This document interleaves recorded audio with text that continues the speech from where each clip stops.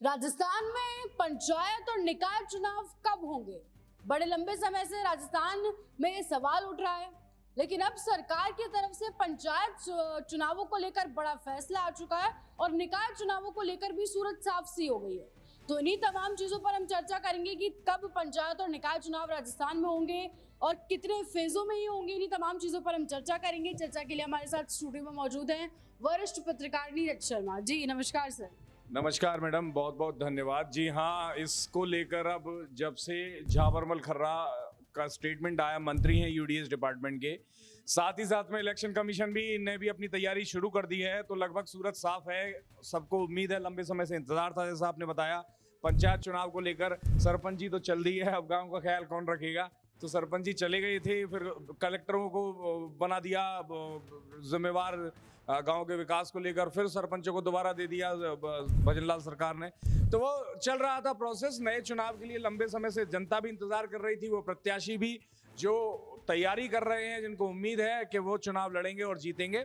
तो अब सूरत साफ होती हुई दिख रही है और जल्दी पंचायत चुनाव होंगे, ऐसी उम्मीद है। सर, आपके हिसाब से संभवतः किस महीने में हो जाएंगे आने वाले? अब देखिए, इसमें थोड़ा सा मामला कॉन्ट्राडिक्टरी है, क्योंकि इलेक्शन कमीशन कह रहा है कि 1 महीने बाद ही हो जाएंगे, वहीं यूडीएच मिनिस्टर कहते हैं कि भैया दिसंबर तक चुनाव होंगे या दिसंबर तक हो जाएंगे। तो वो थोड़ा ऊपर नीचे है, पर यहाँ कमोबेश महीने, 2 महीने, 3 महीने के अंदर चुनाव हो जाएंगे। ये दोनों के स्टेटमेंट से साफ हो रहा है कि दिसंबर यानी कि इसी वर्ष के अंदर हो जाने चाहिए चुनाव। जी अच्छा, क्या सर ये फेज में होंगे कि और ये पहले फेज में? बिल्कुल, क्योंकि देखिए निकाय चुनाव ये इतने टाइम से एक तो होल्ड इस वजह से थे, एक तो वन स्टेट वन इलेक्शन वाले कुछ फंडे की वजह से होल्ड में थे, और सेकेंडरी इस वजह से कि कई नगर निकाय ऐसे हैं जिनका कार्यकाल पूरा नहीं हुआ है।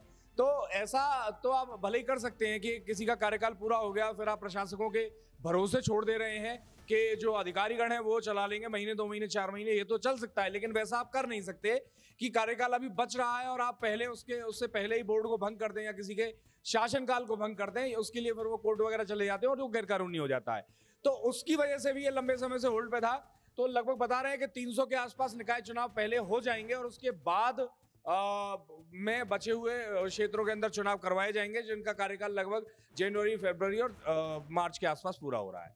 अच्छा सर, लेकिन सरकार तो लगातार वन नेशन वन इलेक्शन वाली थ्योरी पे काम कर रही है। अगर फेजेस में चुनाव होंगे तो फिर उस पे कैसे अमल हो पाएगा? देखिए, वन नेशन राजस्थान को ले लीजिए या फिर पूरे हिंदुस्तान भर को ले लीजिए, जिस तरह का इलेक्शन प्रोसेस पूरे इंडिया के अंदर है, आप सबसे छोटे सरपंच स्तर से ले लीजिए, फिर जिला पंचायत के चुनाव होते हैं, फिर नगर निकायों के चुनाव होते हैं, विधानसभा चुनाव होता है, एमएलसी चुने जाते हैं, सांसद चुने जाते हैं। तो ये पूरा इतना क्लीशे है, ये सिस्टम आपस में इतना ज्यादा इंटरकनेक्टेड है कि एकदम से करना संभव नहीं है। वन नेशन वन इलेक्शन या वन स्टेट वन इलेक्शन एक ऐसी व्यवस्था, ऐसी प्रक्रिया है जो धीरे धीरे समय के साथ सतत सिस्टम से ही लागू होगी। ऐसा आप नहीं कर सकते कि आपने एक साथ रीसेट किया, आधों को आपने बर्खास्त कर दिया, कुछ का आपने कार्यकाल लंबा और एक साथ इलेक्शन करवा दिए। ये फिजिबल भी नहीं है और इस तरह से ज्यादा पॉसिबल भी नहीं है।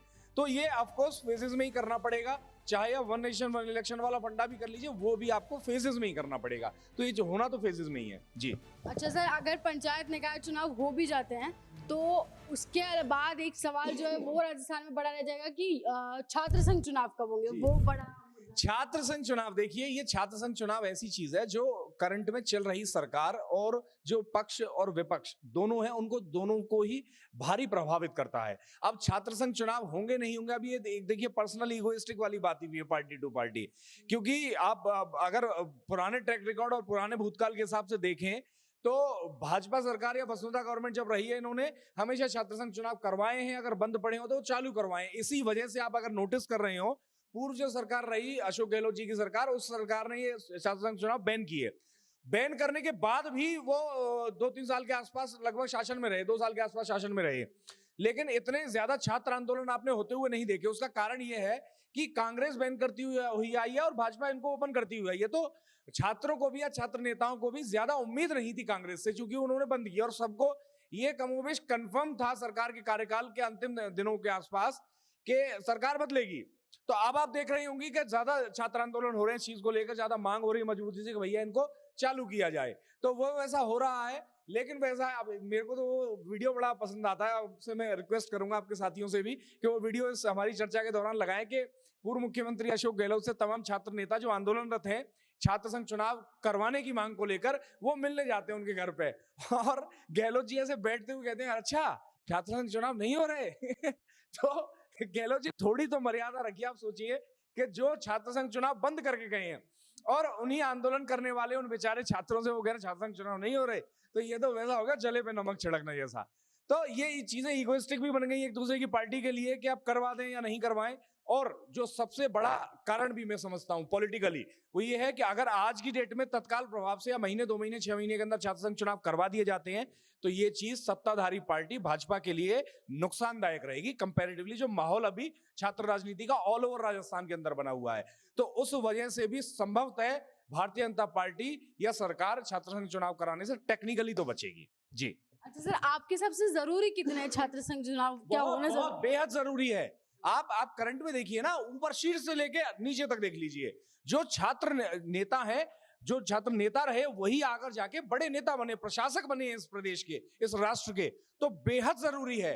आप समझिए, आप अब ग्रेजुएशन या पोस्ट ग्रेजुएशन कर ली होंगी, अब आप कल्पना कीजिए अगर ये आपसे मैं पूछूं कि कितना जरूरी है मैडम, आप बताइए, केजी में पढ़ना अगर आपको ग्रेजुएशन करना है, इंजीनियर बनना है या जर्नलिस्ट बनना है, ये कितना ज्यादा जरूरी है। तो ये वैसा ही आप समझ लीजिए कि छात्र राजनीति में रहना, छात्र राजनीति से जुड़े रहना, उसको करना उतना ही जरूरी है। अगर आप अपने जीवन में सपना देखते हैं कि किसी दिन आप विधायक, सांसद, मंत्री या कुछ बनकर इस राष्ट्र या प्रदेश की सेवा करना चाहते हैं, तो बेशक छात्र राजनीति बेहद जरूरी है, इस प्रदेश के लिए भी, देश के लिए भी, युवाओं के लिए भी, सबके लिए। अच्छा सर, आपने अभी पहले वाले सवाल के जवाब में एक बात कही थी कि अभी तक ऐसा होता है कांग्रेस बंद करती है चुनाव को और भाजपा चालू कर देती है, तो क्या इस बार भी ऐसा होने वाला है, करने वाली है सरकार? अब उम्मीद तो है। देखिए, आप उसी बच्चे, अब जो बच्चा 10वीं में 90% लाया, उसी से आप उम्मीद करेंगे कि 12वीं में शायद 95 ले आएगा। तो ये तो सब इतिहास और ट्रैक रिकॉर्ड के हिसाब से ही बात होती है भैया, कि जो जैसा पहले रहा है वो वैसा ही रहेगा। अब पहले हुआ है तो अब भी उम्मीद इसमें, इसीलिए छात्र नेताओं को ज्यादा उम्मीद है और मुझे भी उसी ट्रैक रिकॉर्ड के हिसाब से उम्मीद है। तो संभवतः हो सकता है आज नहीं तो कल छात्र संघ चुनाव भाजपा के कार्यकाल में संभवतः हो जाएंगे।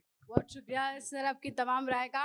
आप क्या सोचते हैं, कब राजस्थान में छात्र संघ चुनाव देखने को मिलेंगे, और पंचायत और निकाय चुनाव क्या सच में 2 फेज में होने वाले, और 1 नेशन 1 इलेक्शन की जिस थ्योरी पर सरकार काम कर रही है वो कितनी सही है? इन तमाम चीजों का जवाब आप हमें कमेंट सेक्शन में जरूर दीजिएगा और ऐसे जुड़े रहें राजस्थान के साथ।